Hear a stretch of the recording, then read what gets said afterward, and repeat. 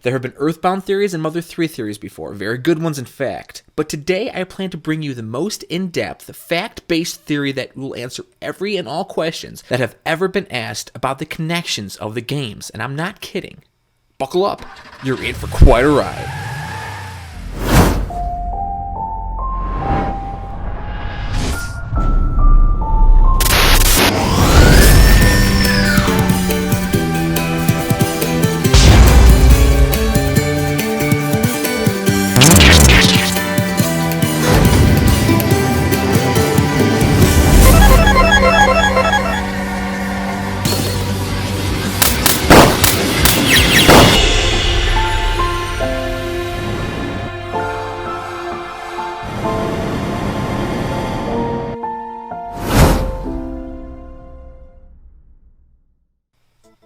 Today I have a theory for you that may just be one of the biggest ones that ever came out of the Mother universe. Over the next 15 minutes or so, I will not only explain exactly what happened with Porky from the first time we see him in the opening of Act 1 in Earthbound to the closing of Chapter 8 in Mother 3 and beyond, but I'll explain the true meaning to the end of Earthbound and explain how Earthbound had to happen in order for Mother 3 to end the way it did. It all sounds fairly cryptic now, but don't you worry, it's about to blow your socks off! I have a lot to get to, so let's get started. You may want to grab a pad of paper and a pen to keep up, because I'm going to be jumping all over the place. Okay, let's begin. Earthbound opens up with us meeting Ness, the quiet protagonist, and Porky, the loud, perhaps obnoxious neighbor who refers to himself as Ness's best friend. The two of them, with the help of Ness's dog, head towards a recently crash-landed meteorite to help find Porky's brother Picky, for whom we meant to believe has run off. Upon arrival at the meteor, they find Picky, who informs us that his cowardly brother Porky ran away from him, leaving him to mosey around the meteorite and subsequently fall asleep. At this point, we realize Porky is a big fat liar and a bit selfish. Their departure from the space dock is halted by a low buzz.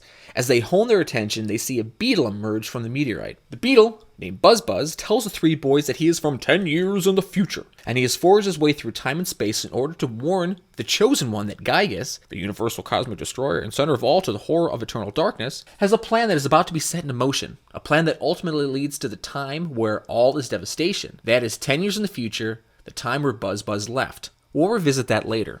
The three boys, just hearing some heavy stuff, head back home, probably to cry, when they are suddenly confronted by Starman Jr., an entity from the time Buzz left, who is one of Gygas' henchmen. Starman Jr. has followed Buzz through time and is hoping to thwart his plans. Buzz is able to defeat Starman Jr., which means Starman Jr. will never be able to return to Gygas to report whether or not he was victorious, and we can confidently assume that Gygas goes on his original plan unhindered, which is to capture and destroy all. It's bad. It's bad. We'll revisit that later as well. Porky and Ness lead Buzz back to Porky's house, and that's where good old Buzz meets his demise from the business end of an angry woman's hand. Buzz dies after finishing off what he has to say about Ness's destiny, and Porky and Picky are taken upstairs and smacked by their father, who has just recently verbally degraded them. This is the first time the player has some compassion for Porky. He may not be the most empathetic character we've ever met, but we find some human qualities in him and can relate to him, at least on some level. Even creator Shikasato Itoi says that Porky has no friends and most likely hung out with Ness all the time, and that his parents were intentionally horrid. This is also when we can get an inside look at why Porky is the way he is. Several medical journals relate child abuse, both physical and emotional, to depression, and also find a direct correlation of that of aggression or bullying. Porky's attitude is his self-defense mechanism. He uses it to cover up his depression and aggression towards his parents and their neglect for him and his brother. After all, both boys went missing moments after a meteorite crashed to the earth, and the first thing the parents do is scold them when they finally return home. That's messed up. Anyway, back to the story. We can fast forward a little bit. Ness takes off on his journey, that's the one we play through, and he starts to search for the 8 sanctuary spots and begins to get his power to destroy Gygas. Meanwhile, Porky skips town and ends up in Happy Village, where he joins a cult, becomes a high priest alongside those crazy blue people. And again, there are countless studies that link child abuse with the need to be part of some sort of family group, often negative, gang-like, or cult-like, similar to these blue crew. It's here he kidnaps Paula with the intention of performing a human sacrifice. Paula sends out her beacon call to Ness, who consequently comes to her aid. After Paula is saved, we see Porky return to Ness to offer his gratitude and make amends. Ness doesn't say anything because he is the intentional, silent protagonist. Porky gets upset because of this, showing that he has essentially hurt his feelings, and he runs off. Now, I know a lot of you watching commenting that the American version Porky psychs Ness out and he never apologizes, but it stated in several references that it was a falsely translated between the original Japanese version, titled Mother 2. Translations issues are also the reason I've decided to refer to Porky as Porky and not Pokey, as he's called in the English version. Keeping it canon. Anyway, Porky leaves with his feelings hurt, knowing that Ness, his once best friend, has betrayed him, makes him more detached emotionally, and begins to pursue bigger and better things, skipping right over the creepy Threed and going straight into Foresight. There he finds a job in the mayor's office with his dad, and the whole family, minus Picky, hang out and belittle everyone around them. Now, while Porky is gaining power, Ness is traveling through Threed, Grapefruit Falls area, Saturn Valley, Belch's factory, the desert for a while, and Foresight. Ultimately, Ness reaches the top floor of the Monotoli building and realizes that Mayor Monotoli has been brainwashed by the Mani Mani statue, which was under Gygas' power, and that Porky was taking advantage of the whole situation. Porky realizes the gig is up, flees the building in a helicopter. We'll hit the pause button there for a sec. Knowing Porky, we know that he's heading to find some sort of power. He's never been one to just hide out. He has always gravitated towards needing power, but on top of that, we have to remember he was there to hear what BuzzBuzz said. Whether or not he's tried to follow Ness's steps around the sanctuary spots, he's still aware that there is some all-evil being that's going to appear somewhere in the future. Even though he mentions that the prophecy wasn't aimed towards him, Porky isn't one to just stand by and become a slave. This is the part of the story where things start to get a bit diluted from our antagonist buddy Porky, as he doesn't appear on screen again until the very end of the game. And this is really the start of where the theory takes off. Let me state the constants so we know exactly what we have to work with. Ness's journey from here to we see mention of Porky again is as followed. Ness leaves Foresight, heads towards Threed with a Runaway 5's bus, takes a Skyrunner to Winters, goes from Winters to Summers, crashes, then from Summers gets drugged for who knows how long, who shows up to join them, the four of them go back to Foresight, then back to Summers where they all sail across the sea, who knows how long that takes, when they up in Scaraba, where they play around for a while, then go through Pyramids, Pooh goes away, then the three of them go into Dungeon Man, solve Dungeon Man, walk said Dungeon Man around to a lake, get back into Dungeon Man, take a submarine to Deep Darkness, where they use the Hawkeye to see in the dark, Pooh comes back, trudge through the swamp, find a helicopter that Porky takes off the roof of Foresight. Those are the facts. Do you know what part of that is not facts? The time that actually takes to complete that. There are speedrunners who can jump screens and finish the game in a couple hours, and there are some that play for the first time and beat the whole thing in just under 1,000 hours. Go me! Woo! So it's fair to say that the time elapsed is very ambiguous, and that's important to remember. It's also important to note what happened directly after they discover that crashed helicopter. Ness and his crew end up in Tenda Village, where they mosey around a bit before realizing they have to find a book of overcoming shyness. So they leave the cave, and that's when they find out that Apple Kid, Dr. Andonuts, and several others have been kidnapped. We don't officially know by who yet, but come to find out it's the Starmen, which as you remember are Gygas' top-ranking minions. Remember all that, I'll get to how it all ties in. Flashback a bit. Porky leaves Foresight in his fancy helicopter. He heads away from town. Now the official direction is unknown. What we do know is that the majority of all the other locations in the game are rather third worldy, except for Summers, which is more vacation destination-y. Since he is clearly on his way to acquire more power, he isn't looking to put any effort, especially time, into any of these locations. He would also be able to visit a lot more places than Ness would have in the same time because of that helicopter. Since Deep Darkness is rather obscure, it's fair to assume that by the time he got there, he most likely had exhausted most of the other choices. His options are thin. He's met all the people with influence that there may be, but not big enough populations that'll worship him as the all-powerful. Now, are you ready for it? It was on Porky's journey to find more power that he is shot down and kidnapped by the emerging Starmen.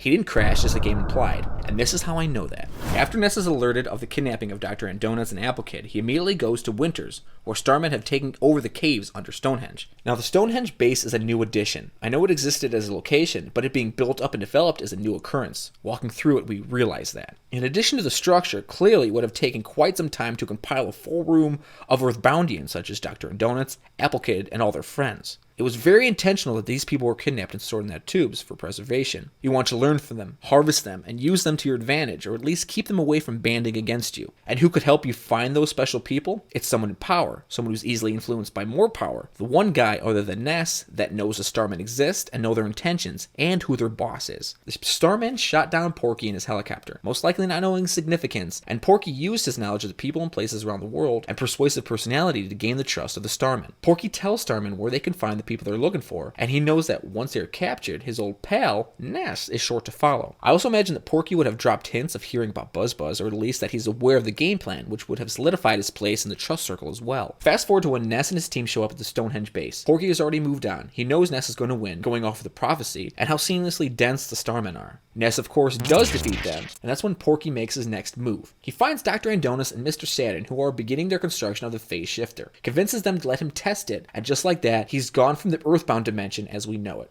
He traveled to Gygas while Ness and his party are still finishing up their sanctuary spots. When it comes time for Ness and his friends' souls to move to the future to save the world, they leave as planned and fulfill the prophecy, but not before confronting Porky for the very last time. Porky now works for Gygus. He knows what Buzz said. He learned what he had to learn from the Starman that kidnapped him and used his power to influence and malevolence to get his in with evil Gygus. When we see Porky, he is in his physical form. It's not his soul like Ness and his friends inside that infamous Spider-Mech suit. And I believe that Spider-Mech suit is an extension of the Phase Shifter because he states that he's going to leave for another era towards the end of the first part of the final battle. Why reinvent the wheel when you've arrived in an interdimensional machine already? Ness starts off by fighting Porky. Porky goes down fairly quickly, but makes one final offensive move that seals the fate of all that exists in the Earthbound universe. He turns off the Devil's Machine.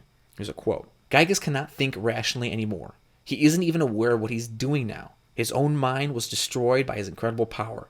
What an almighty idiot, Porky says. Porky essentially unchained the most evil entity in the universe and switched off its control. Ness has to fight him now, not just because he's the ultimate evil, but because he is no longer making rational decisions. He's becoming unstable and will eventually implode. It's inevitable, which ain't good. All Porky has to do is stand at the sidelines and let Ness defeat the only thing holding him back. As Ness fights Gygus, Porky chimes in several times to narrate what's happening. In this bizarre dimension, you four are the only ones fighting for justice. And here you stand, waiting to be burned up with the rest of the garbage in the universe. That's sad, I can't help. He's coaxing Ness to fulfill the prophecy because Porky has figured out what happens next. Ness ultimately defeats Gygus, but not without Porky's one last chime in. Now well, it's gonna seem like I'm running away, but perhaps I'll just sneak away to another era to think about my next plan. It's a good bet we'll see each other again. Alright, I'll be seeing ya. So now which one of us do you think is the cool guy? He leaves. We'll come back to him in a bit. So Ness and friends' souls return to the past and it's game over, happy ending, right? So we're meant to think. But that's not how it happened. You see, as soon as Gygus was defeated, the timeline that Earthbound sits on no longer exists. Buzz goes to the past to warn Ness of Gygus' ruling, which occurs after he is defeated at the end of Earthbound. Meaning that since he is destroyed before the all is devastation phase, then Buzz never has to flee and find Ness. Ness never goes on his quest, and everything we just played through becomes only a memory. Well, a memory for only Porky, which will make more sense in a sec. As Gygus disappears, so does Ness, Paula, Jeff, and Pooh. But what about the post-game portion when you receive letters from your friends and wander the earth revisiting all the people you've saved? I hear you yelling at the screen. Well, that is the proverbial life flashing before your eyes. It doesn't happen. All of their families and friends have just spent all their power praying for them, and they won. But their souls aren't returning to the place it came from because that place doesn't exist anymore. Let me explain. Paula was never kidnapped and still lives peacefully at the preschool. Jeff eventually leaves the winter school and never meets his father. And Pooh eventually becomes heir to the throne, and no one is the wiser to the events that transpired. As Porky leaves the cave of the past, he says he's going to bounce around dimensions and whatnot, but really, he has one stop to make first. He returns to the Earthbound dimension for the last time. He returns before Buzz shows up, before the meteorite does or does not hit, and before he knocks on Ness's door. He writes a note to Ness and sneaks it to his brother Picky. He then kidnaps Dr. and Donuts, threatening harm to his son if he doesn't comply. A son that Dr. and Donuts abandoned years ago, a son that will never find him because Jeff will never be looking, because Paula will never call to him. Then Porky and Dr. and Donuts, that one man he needs to sustain the Spider-Mech, disappear into the 4th and 5th dimension. We'll discuss the 4th dimension shortly and how it pertains to the game, but first let me explain the post-credit ending in Earthbound. As I started this video, I walked everyone through the opening scene. Earthbound opens to us meeting Ness, the quiet protagonist, Porky the loud, perhaps obnoxious neighbor. He refers himself as Ness's best friend. Then Ness and Porky, with the help from Ness's dog, head towards the recently crashed meteorite to help Porky find his Picky, whom they're meant to believe ran off. Upon arrival of the meteor, they find Picky, who is informed that his cowardly brother Porky ran away from him, leaving him to mosey around the meteorite and suddenly essentially fall asleep. Stop there. Post-credit Ness is awakened by a similar knock on the door. This time, or should I say, in this timeline, it's Picky. He says Porky left a note. Come and get me, loser, spankety, spankety, spankety. And then the game ends with a question mark. But this is what really happened. Ness had already woken up earlier like the entire game started. He walked to check out the meteorite.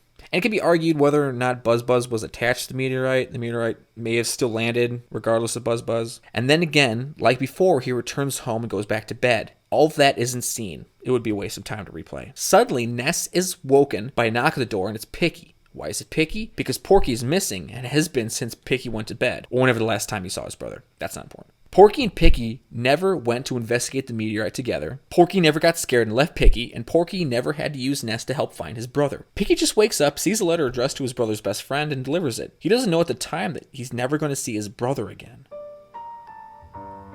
But cheer up, he was always in Porky's shadow. I believe that in this timeline, Picky thrives as the protagonist. Ness won't have a journey to be destined to. Heck, maybe it'll be Picky's quest to find out what happened to his brother, though he'll never find him.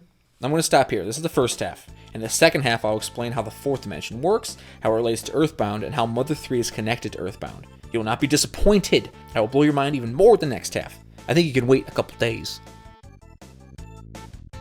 So, what do you think of the theory? If you did like it, click like on the bottom.